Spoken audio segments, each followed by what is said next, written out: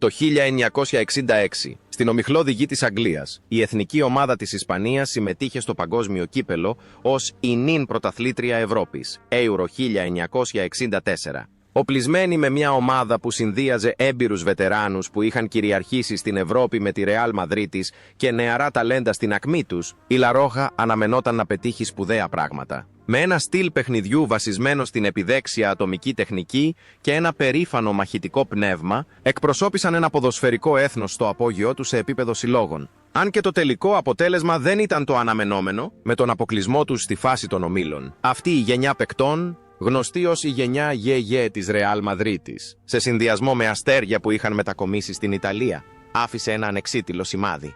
Σχεδόν 60 χρόνια έχουν περάσει από εκείνο το καλοκαίρι στην Αγγλία και ο χρόνος, σαν ορμητικό ποτάμι, παρέσυρε τα νιάτα αυτών των νεαρών ανδρών. Κάποιοι έχουν γίνει αθάνατοι θρύλοι, κάποιοι έχουν επιλέξει μια ζωή απομόνωσης και άλλοι έχουν αναπαυθεί για πάντα στην αγκαλιά της μητέρας γης. Τώρα, ας σταματήσουμε για να αναλογιστούμε το ταραχώδες ταξίδι των ψυχών που δημιούργησαν το περήφανο κόκκινο της Ισπανίας το 1966. Ο Χωσέ Άγχελ Ιριμπάρ ήταν μια επιβλητική φιγούρα στον γκολ της Ισπανίας το 1966. Στην ηλικία των 23 ετών, ο Βάσκος, με το παρατσούκλι Ελ Τσόπο, η Λεύκα, ήταν ένα αναντικατάστατο εμπόδιο. Με το ιδανικό ύψος, το μακρινό του μήκος και την αξιοσημείωτα ήρεμη συμπεριφορά του, ο Ιριμπάρ όχι μόνο έπιανε την μπάλα, αλλά και κυριαρχούσε στο χώρο με μια σπάνια μεγαλοπρέπεια. Σε εκείνο το τουρνουά, αν και η Ισπανία αποκλείστηκε νωρίς, ο Ιριμπάρ έπαιξε και τα 270 λεπτά, επιδεικνύοντας εξαιρετικά αντανακλαστικά και διοικώντας την άμυνα, αποτελώντας μια σταθερή πηγή ηθικής υποστήριξης για τους συμπαίκτες του ενάντια στις σφοδρές επιθέσεις της Αργεντινής και της Δυτικής Γερμανίας. Μετά το παγκόσμιο κύπελο του 1966, η καριέρα του Ιριμπάρ έγινε συνώνυμη με την ακλόνητη αφοσίωση στην Athletic Bilbao. Έγινε ζωντανός θρύλος στο στάδιο Σαν Μαμές, με 18 σεζόν στην ομάδα, κατέχοντας το ρεκόρ για τις περισσότερες εμφανίσεις στην ιστορία του συλλόγου. Αλλά ο Ιριμπάρ ήταν κάτι περισσότερο από ένας απλός παίκτης. Ήταν ένα σύμβολο της βασκικής υπερηφάνειας. Η εικόνα του να κρατάει τη σημαία ή κουρίνια, τη βασκική σημαία στο γήπεδο το 1976, όταν δεν είχε ακόμη νομιμοποιηθεί πλήρως μετά τη δικτατορία, έγινε μια ιστορική στιγμή, μετατρέποντάς τον σε ήρωα στις καρδιές των ανθρώπων της περιοχής. Μετά την αποχώρησή του από το ποδόσφαιρο, ο Ιριμπάρ δεν εγκατέλειψε το άθλημα, αλλά μεταπήδησε στην προπονητική και εκπροσώπηση του συλλόγου. Η ζωή του ήταν μια ευθεία γραμμή αφοσίωσης, απαλλαγμένη από σκάνδαλα και φανφάρα. Έζησε απλά και ταπεινά, ακριβώς όπως το προηγούμενο στυλ παιχνιδιού του. Η ηρεμία και η σταθερότητα του The Poplar Tree στην εστία φαίνεται να αντανακλούσαν απόλυτα τη ζωή του. Στο γήπεδο ήταν ο πιο αξιόπιστος τερματοφύλακας. Εκτός γηπέδου ήταν ο φύλακας της φλόγας της ταυτότητας και του πολιτισμού της πατρίδας του. Ο Ιριμπάρ αποτελεί την απόδειξη ότι ένας σπουδαίος παίκτης δεν χρειάζεται να είναι επιδεικτικός, αλλά μόνο ειλικρίνεια και αφοσίωση.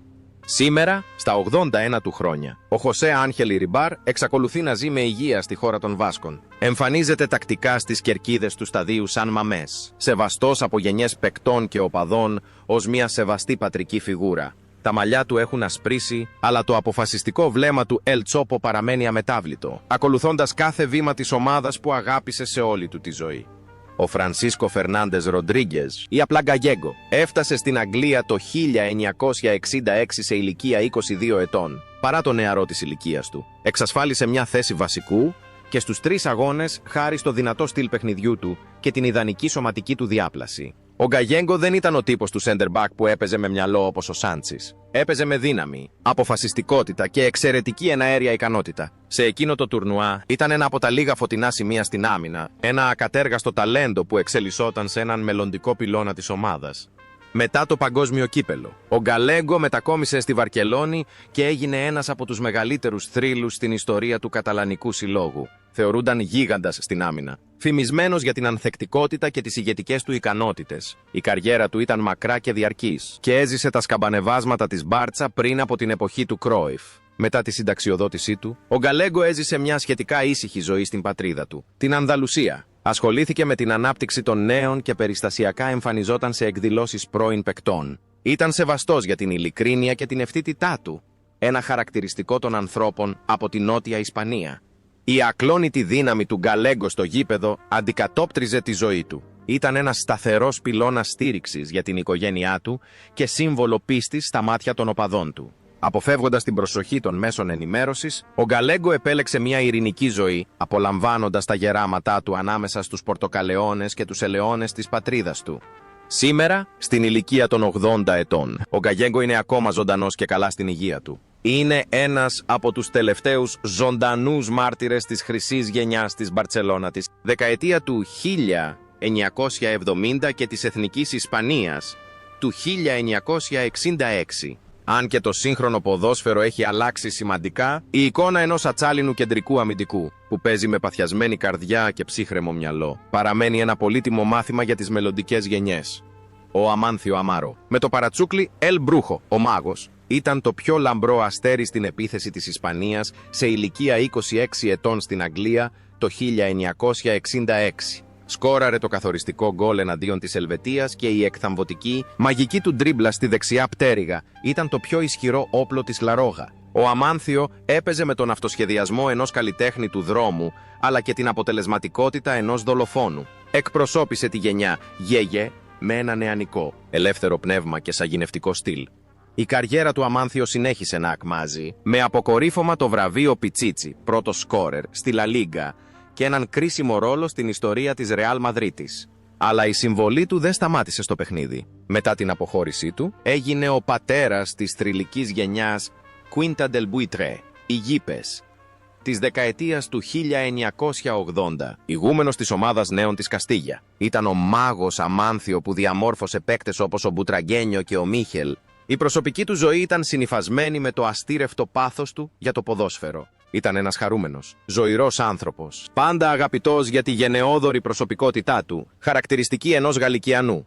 Το ταλέντο και η ικανότητά του να εμπνέει στο γήπεδο έχουν μεταφραστεί πλήρως στον ρόλο του ως δασκάλου στην πραγματική ζωή. Δεν διδάσκει απλώς τεχνική, ενσταλάζει στους μαθητές του αυτοπεποίθηση και πάθος για την τέχνη. Ο Αμάνσιο ζει με τον τρόπο που παίζει ποδόσφαιρο, αναζητώντας πάντα την ομορφιά και τη δημιουργικότητα σε κάθε περίσταση. Ωστόσο, μια ανοιξιάτικη μέρα έφτασαν θλιβερά νέα. Στις 21 Φεβρουαρίου 2023, ο Αμάνσιο Αμάρο απεβίωσε σε ηλικία 83 ετών. Μόλις ένα χρόνο αφότου ανέλαβε τη θέση του επίτιμου προέδρου της Ρεάλ Μαδρίτης. Ο θάνατος του μάγου αφήνει ένα μεγάλο κενό, αλλά η μαγεία που δημιούργησε στο γήπεδο και στον πάγκο της προπονητικής θα είναι για πάντα ένα παραμύθι που θα λέγεται στις επόμενες γενιές.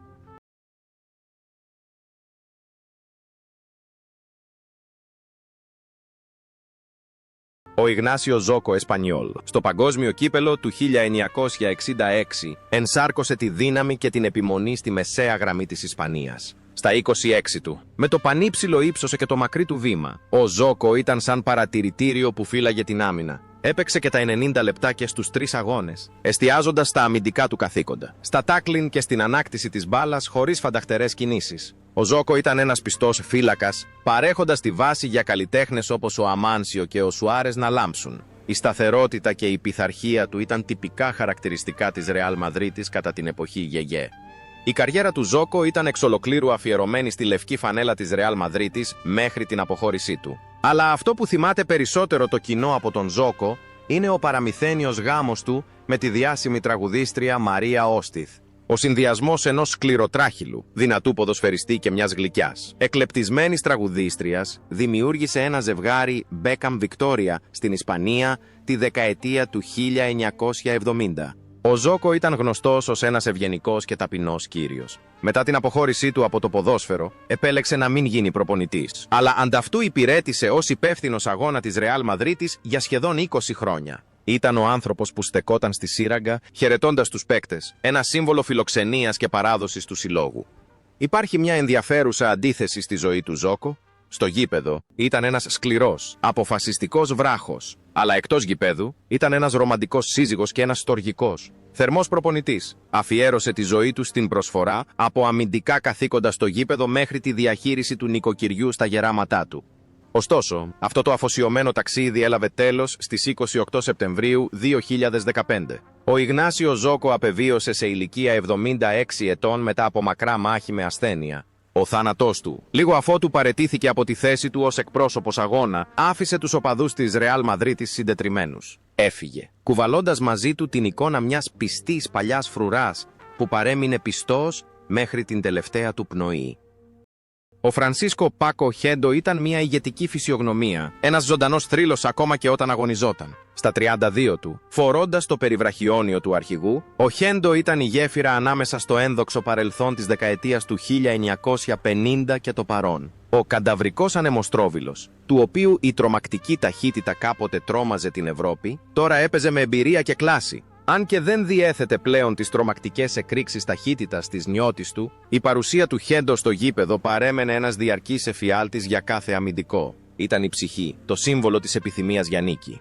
Μετά το παγκόσμιο κύπελο του 1966, ο Τζέντο συνέχισε να αφιερώνεται στη Ρεάλ Μαδρίτης για μερικά ακόμη χρόνια, προτού αποσυρθεί με ένα πρωτοφανές ρεκόρ.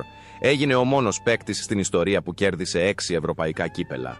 Αφού έφυγε από το γήπεδο, η ζωή του Τζέντο ήταν γαλήνια και έχερε μεγάλου σεβασμού. Δεν ακολούθησε μια καριέρα προπονητή υψηλού επίπεδου, αλλά ανταυτού πέρασε τον χρόνο του ως πρεσβευτής και αργότερα ως επίτιμος. Πρόεδρος της Ρεάλ Μαδρίτης μετά τον θάνατο του φίλου του Αλφρέδο Ντι Στέφανο. Ο Τζέντο έζησε μια υποδειγματική και ταπεινή ζωή, παρά το γεγονός ότι κατήχε τη μεγαλύτερη συλλογή τίτλων στον κόσμο. Σπάνια μιλούσε για τον εαυτό του, εστιάζοντας πάντα στους συμπαίκτες του και στην ομάδα στο σύνολό της.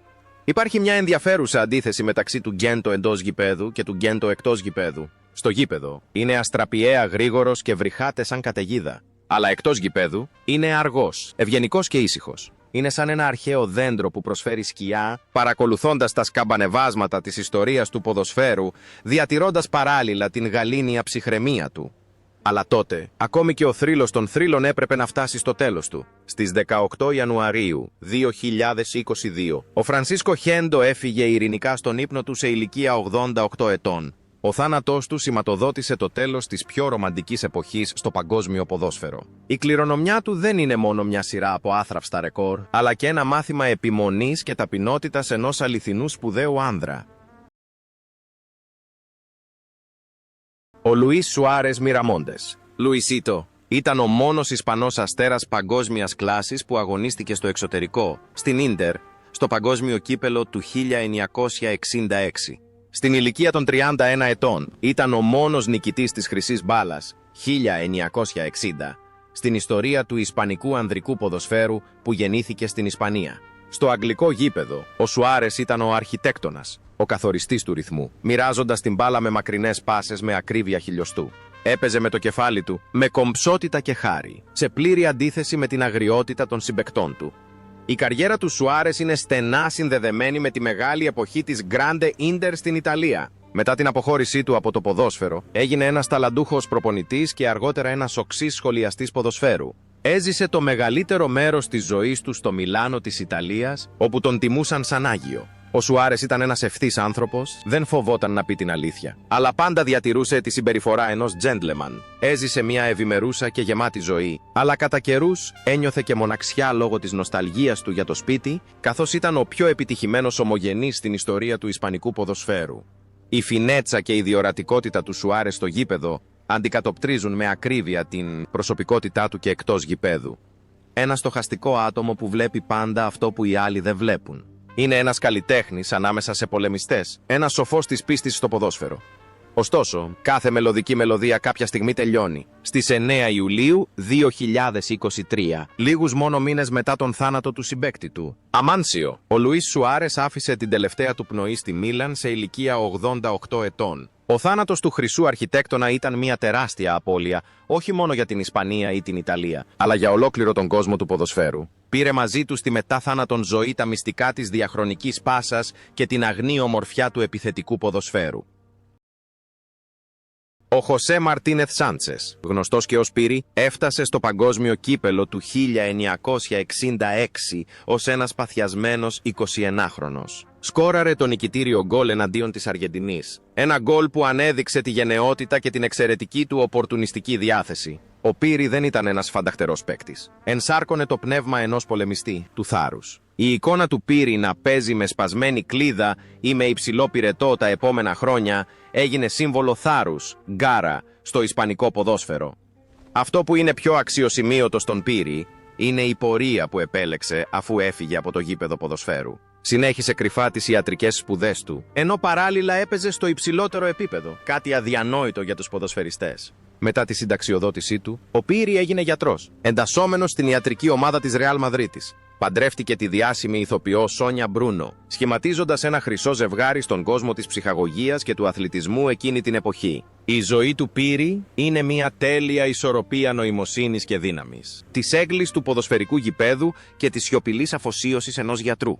Η σύνδεση μεταξύ του Πίρι εντός και εκτός γηπέδου είναι αυτή της ίασης και της προστασίας. Όταν παίζει, χρησιμοποιεί τη δύναμή του για να υπερασπιστεί την εστία. Ως γιατρός, χρησιμοποιεί τις γνώσεις του για να προστατεύσει την υγεία των νεότερων παικτών. Είναι ένας πολεμιστής με καλή καρδιά, ένας ήρωας τόσο εντός όσο και εκτός γηπέδου.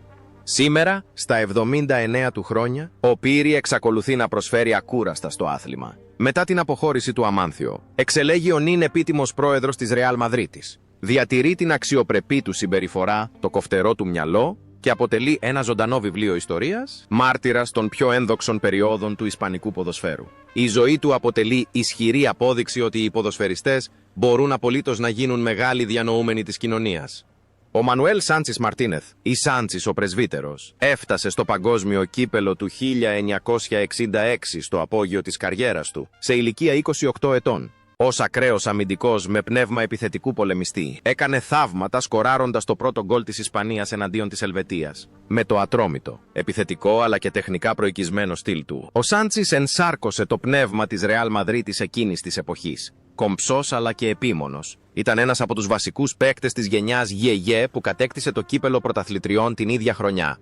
Η καριέρα του Σάντσις συνέχισε να ακμάζει μετά το 1966 με τη Ρεάλ Μαδρίτης, κατακτώντας πολυάριθμους τίτλους της Λα Λίγκα. Ωστόσο, η μεγαλύτερη κληρονομιά του στο ποδόσφαιρο δεν ήταν απλώς τρόπαια, αλλά ένα απτό αριστούργημα. Ο γιος του, Μανόλο Σάντσις, μεγάλωσε τον γιο του για να γίνει ο θρυλικός αρχηγός της βασιλικής ομάδας, δημιουργώντας το μοναδικό ζευγάρι πατέρα-γιου που κέρδισε το ευρωπαϊκό κύπελο με τη Ρεάλ Μαδρίτης. Μετά τη συνταξιοδότησή του, ο Σάντσις επέλεξε μια σχετικά ιδιωτική ζωή, εστιάζοντας στις επιχειρηματικές του δραστηριότητες και υποστηρίζοντας την καριέρα του γιού του. Ήταν ένας οικογενειάρχης, αυστηρός αλλά γεμάτος αγάπη, που έθεσε αθόρυβα τα θεμέλια για μια ένδοξη ποδοσφαιρική οικογένεια.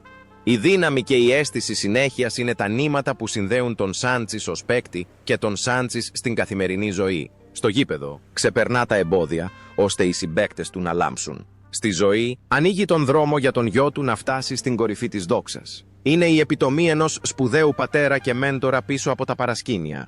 Ωστόσο, ο κύκλος της γέννησης, της γύρανσης, της ασθένειας και του θανάτου δεν λυπάται κανέναν. Στις 28 Οκτωβρίου 2017, ο Μανουέλ Σάντσις απεβίωσε σε ηλικία 79 ετών λόγω πνευμονικής εμβολής. Ο θάνατός του άφησε μια ανυπολόγιστη θλίψη στην οικογένεια της Ρεάλ Μαδρίτης. Δεν ήταν μόνο ένας εξαιρετικός αμυντικός, αλλά και ο δημιουργός μιας βασιλικής καταγωγής στο ισπανικό ποδόσφαιρο.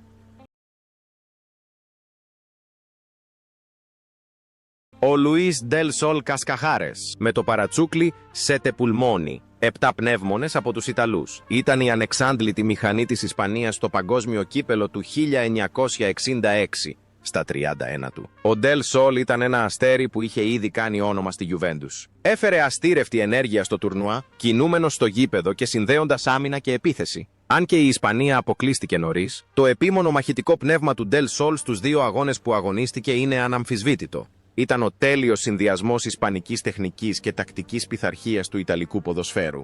Η καριέρα του Ντελ Σολ ήταν ένα ένδοξο ταξίδι μέσα από 3 μεγάλους συλλόγους. Τη Ρεάλ Μπέτις, τη Ρεάλ Μαδρίτης και τη Γιουβέντους. Ήταν ο πρώτος Ισπανός παίκτης που πέτυχε τόσο μεγάλη επιτυχία στη Σέρια Α. Μετά τη συνταξιοδότησή του, επέστρεψε στο παλιό του σπίτι, τη Ρεάλ Μπέτις, αναλαμβάνοντας διάφορους ρόλους, από τεχνικός γραμματέας μέχρι προπονητής. Θεωρείται ο καλύτερος παίκτης της Μπέτις όλων των εποχών, ένα σύμβολο της πόλης της Σεβίλης. Η ζωή του χαρακτηριζόταν από απλότητα και ταπεινότητα. Πάντα αρνούνταν τους υπερβολικούς επένους και προτιμούσε να τον θυμούνται ως κάποιον που πάντα έδινε τα πάντα για την ομάδα. Η επιμονή και η αφοσίωση των 7 πνεύμονων στο γήπεδο αντανακλούν το ποιος ήταν και εκτός γηπέδου. Αφιερώθηκε ολοκληρωτικά στο ποδόσφαιρο, στην οικογένειά του και στον σύλλογο που αγαπούσε. Ήταν μια γέφυρα μεταξύ της ισπανικής και της ιταλικής ποδοσφαιρικής κουλτούρας, ανοίγοντας το δρόμο για τους παίκτες να παίξουν στο εξωτερικό. Ωστόσο, στις 20 Ιουνίου 2021, ο Λουίς Ντελ Σολ απεβίωσε σε ηλικία 86 ετών. Ο θάνατός του άφησε ανυπολόγιστη θλίψη και για τα δύο ποδοσφαιρικά έθνη. Οι οπαδοί της Μπέτις και της Γιουβέντους υποκλήθηκαν μπροστά στο φέρετρό του, αποχαιρετώντας έναν θρύλο που αφιέρωσε ολόκληρη τη ζωή του στο τρέξιμο και στην ακούραστη προσφορά.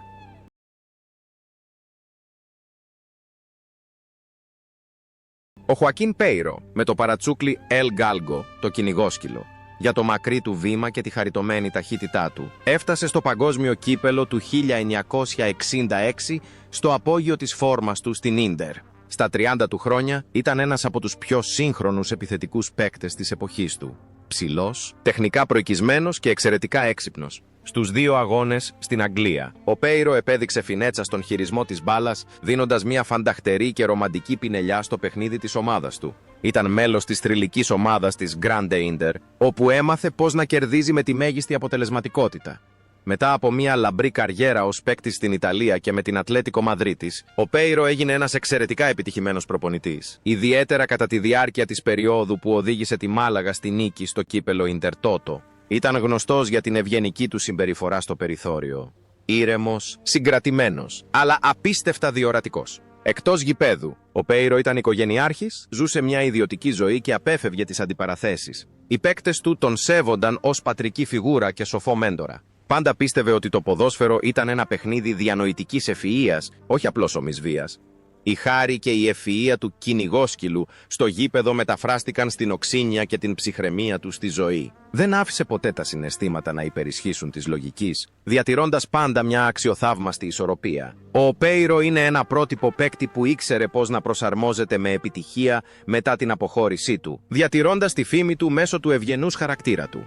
Ωστόσο, το ταξίδι αυτού του κομψού κύριου έλαβε τέλος στις 18 Μαρτίου 2020. Ο Χωακίν Πέιρο απεβίωσε στη Μαδρίτη σε ηλικία 84 ετών, μετά από μία μακρά περίοδο επιδείνωσης της υγείας του. Ο θάνατός του επήλθε εν μέσω πανδημίας, επιτείνοντας τη βαθιά θλίψη. Το ισπανικό ποδόσφαιρο έχασε έναν από τους καλύτερους γιους του, έναν άνθρωπο που έφερνε κομψότητα σε κάθε κίνηση στο γήπεδο.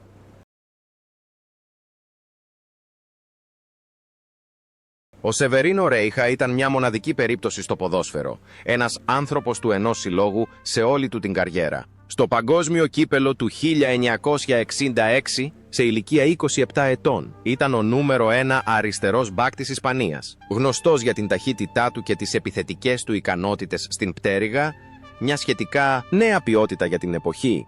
Ο Ρέιχα έφερε δυναμισμό στην πτέρυγα στους δύο αγώνες που αγωνίστηκε. Ήταν βασικό μέλος της χρυσής γενιάς της Ρεάλ Σαραγώσα με το παρατσούκλι Los Magníficos, η μεγαλοπρεπής. Μετά την αποτυχία του στην Αγγλία, ο Ρέιχα συνέχισε να αφιερώνει ολόκληρη την καριέρα του στη Σαραγώσα μέχρι τη συνταξιοδότησή του. Απέρριψε πολλές ελκυστικές προτάσεις από μεγάλους συλλόγους όπως η Ρεάλ Μαδρίτης και η Μπαρτσελώνα για να παραμείνει στην ομάδα της πόλης του. Μετά τη συνταξιοδότησή του, ο Ρέιχα δεν ακολούθησε καριέρα προπονητή, αλλά επέλεξε μια ήρεμη ζωή μακριά από τα φώτα της δημοσιότητας. Έγινε πιστός οπαδός, ακολουθώντας πάντα την ομάδα από τις κερκίδες. Η ζωή του είναι ένα τραγούδι πίστης και ικανοποίησης με όσα έχει.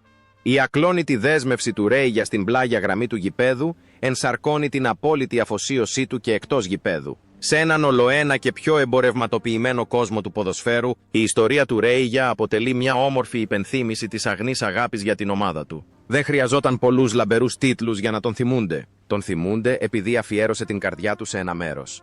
Σήμερα, σε ηλικία 86 ετών, ο Σεβερίνο Ρέιχα ζει μια ειρηνική συνταξιοδότηση στη Σαραγώσα. Θεωρείται ο μεγαλύτερος ζωντανός θρύλος του συλλόγου. Κάθε φορά που εμφανίζεται, εξακολουθεί να λαμβάνει θερμά χειροκροτήματα από τους οπαδούς. Είναι η απόδειξη ότι η ευτυχία μερικές φορές δεν βρίσκεται στην κατάκτηση του κόσμου, αλλά στο να ζεις πλήρως εκεί που ανήκεις.